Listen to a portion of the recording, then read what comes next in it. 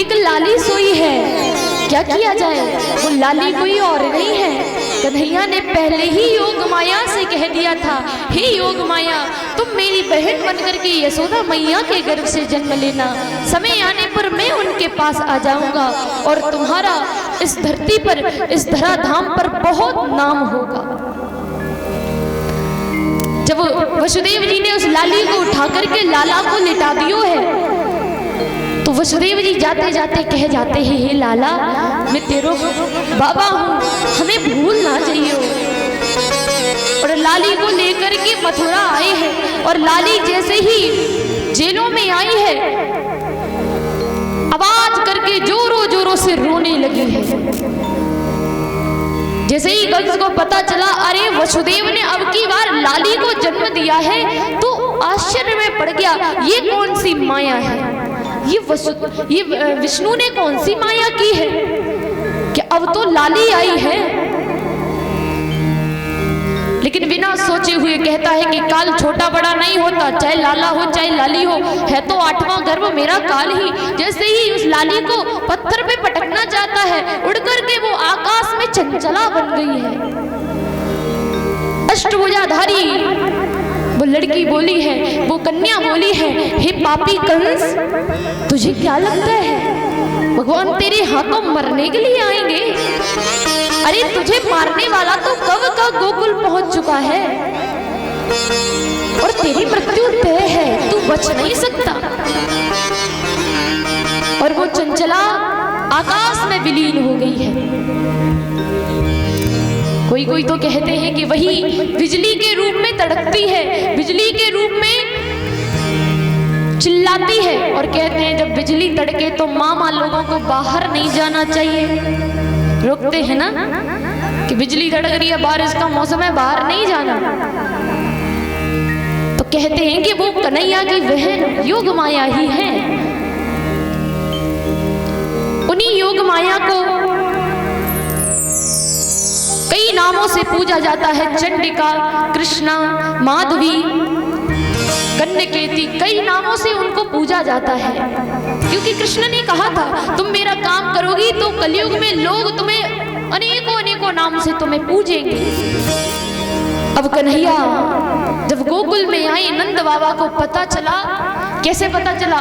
सबसे पहले रोहिणी मैया ने देखा कि यशोदा जी के कमरे में एक लाला लेटो है, एक लाला लेटो है। तो जाकर के तुरंत सुनंदा बुआ को बताया, जो नंद जी की बहन है। नंदा सुनंदा दो नंद जी की बहन है। सुनंदा बुआ को बताया, अरे सुनंदा जी देखो तुम्हारी भाभी ने लाला जी आयो है। सुनंदा बगी बगी, अरे है गयो है गयो है गयो। सभी दासियों ने पूछा, अरे सुनंदा क्या है गयो? बोली मुंह पे उंगली रख ली, कुछ नहीं है गयो, क्योंकि जानती है अगर मुझसे पहले नंद बाबा को इसने बता दिया तो नंद बाबा इसे कुछ भी दे देंगे, लेकिन मैं ऐसा नहीं कर सकती। अब वो कुछ भी दे वो मुझे चाहिए। तो मुंह पे उंगली रख ली, कुछ नहीं हुआ, कुछ नहीं हुआ। और जाकर के नंद बाबा गौशाला में बैठे हैं, उनसे कहा बाबा अरे है गयो है गयो है गयो। बोले क्या है गयो सुनंदा? कहा बाबा अगर मैं बताऊं तो बताओ तुम मुझे क्या दोगे?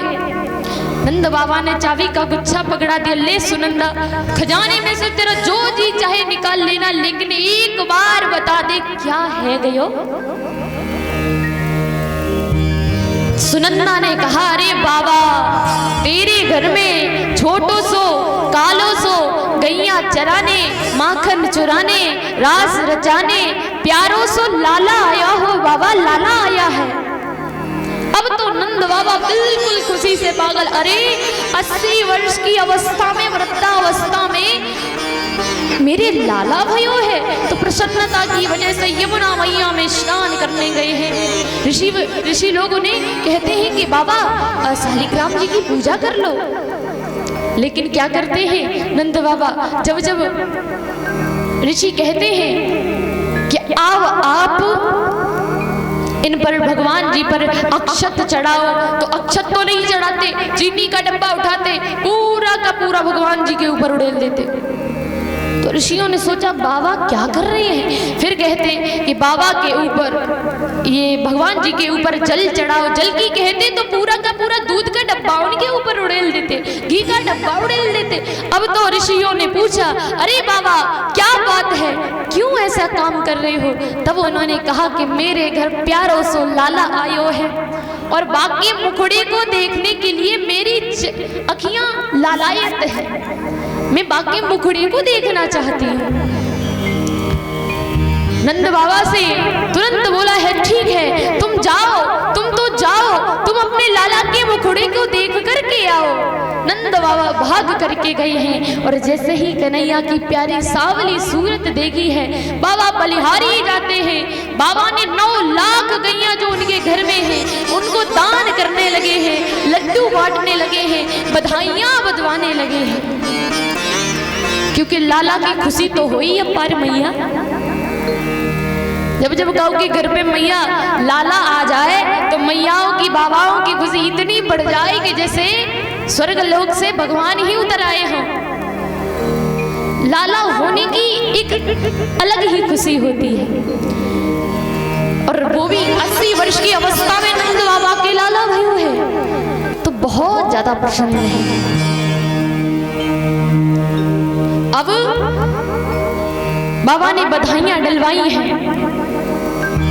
अब सखियां आती हैं, लाला को बार बार पालना झुलाती हैं, पालना झुला रही हैं, और सखियां गई लाला को ऊपर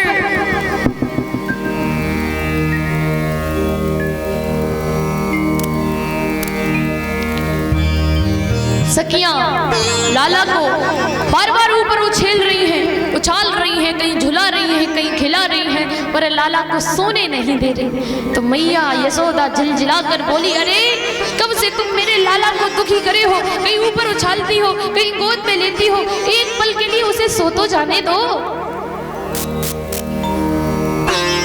और लाला को पालने में लिटा दिया है। अब लाला सोने ही जा रहा है, पर अब सखियां जोर जोर से पालना हिलाने लगी हैं। जब पालना हिलाने लगी तो मैया बोली है सखियों से, हे सखियों, हे गोपियों, आप मेरी बात सुनो।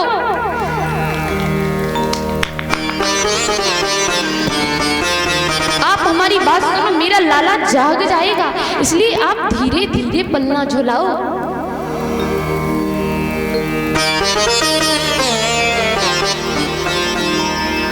और सखियों से मैया बोली है कि धीरे धीरे ओ हौले हौले झुलाओ पलना, कि धीरे